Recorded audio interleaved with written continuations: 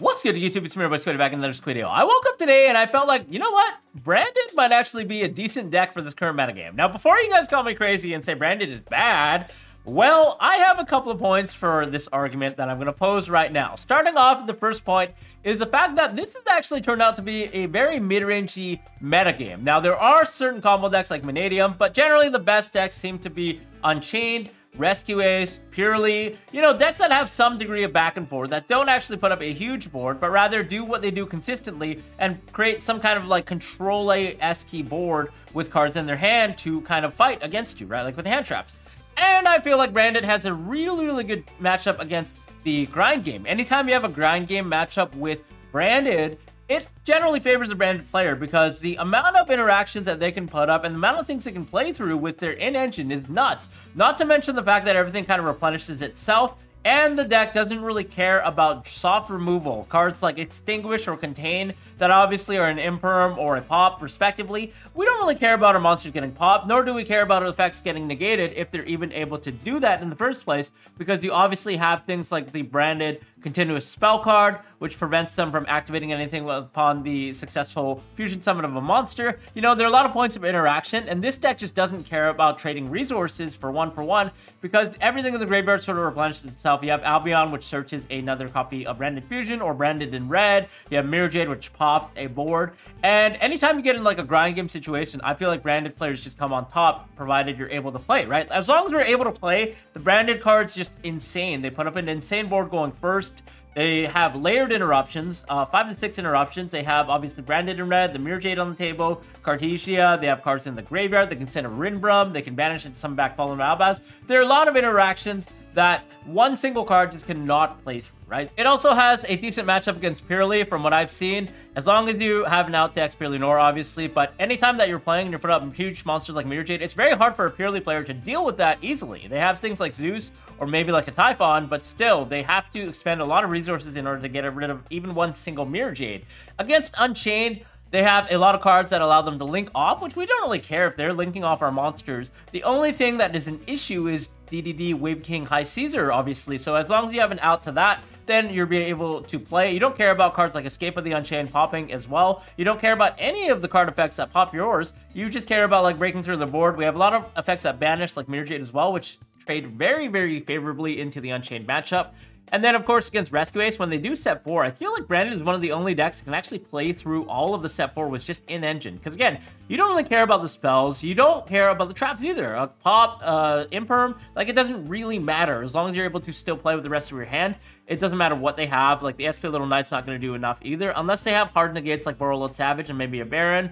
It doesn't do much. They don't have D-Barrier because no one's really playing it, so I think that matchup is actually really good as well. My next point is the fact that the deck does not have a lot of weaknesses right now. Previously, in older formats, people were playing D-Barrier for Purely, for fusion-based deck strategies. They were also playing Anti-Spell Fragrance. All of these cards were decently good, but now it seems no one is really playing D-Barrier nor Anti-Spell Fragrance, at least not in the past 3 YCSs throughout Bolivia, Indianapolis, and Richmond. People are instead foregoing those cards to play cards that are better against the diversity of the field, right? Like, Anti-Spell is obviously decently good as well as D-Barrier, but they only affect a certain number of decks. They're like Fusion and XYZ decks, sure, but then there are decks like Unchained and Rescue Ace where D-Barrier doesn't really do a lot, nor does Anti-Spell guarantee that you're able to stop them. If they don't have any spells in their hand, they're just playing Engine, then it doesn't really do anything, right? So instead, people have chosen to play cards like Summon Limit or Solemn Judgment, because Solemn Judgment is a dual utility.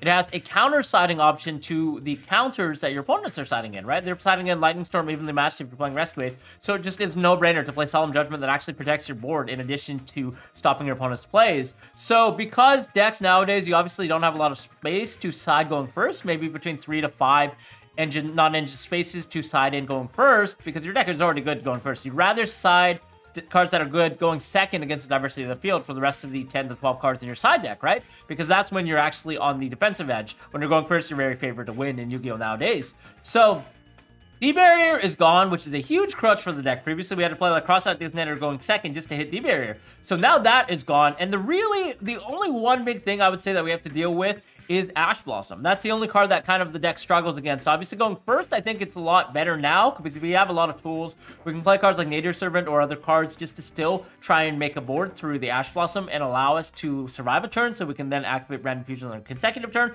It's only a big issue when your opponent has a board and we're going second and they have the Ash Blossom on top of all the board, right? That doesn't really feel too good a lot of times, but as long as there's a way to actually solve that through deck building, then I think it's actually all right. Whether that means play Cross-Site Designator for the Ash specifically, or cards like Called By, just to make sure that our Branded Fusion resolves. I think as long as the Branded Fusion is resolving, generally, this deck is in a really good spot. So I feel like because no D-Barrier, no Anti-Spell, there is definitely a better argument to play the Branded for the upcoming event. And then my last point is the fact that the deck is really good and resilient against both board breakers and hand traps, okay? So obviously cards like Infinite Impermanence and Veiler are decently good when you go normal summon Aliber, but that's really about it. There are a lot of ways we can circumvent that. For example, Branded Opening being able to activate in the draw phase means that we're going to be dodging Effect Veiler entirely.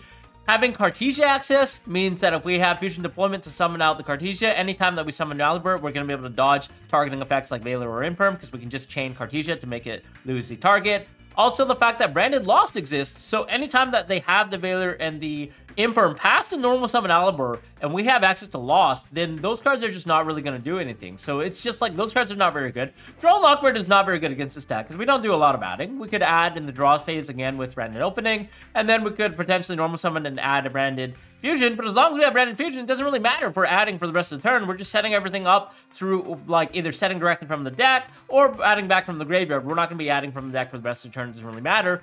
And I think Nibiru doesn't really do anything either. I mean, it could kind of stop our board. It stops the Nimir Jade, but we get the effect of Nimir Jade to nuke. We still have Branded and Red set, so we can still make Guardian Chimera. There's just a lot of possibilities. The only hand trap is Ash Blossom, really, that we have to deal with.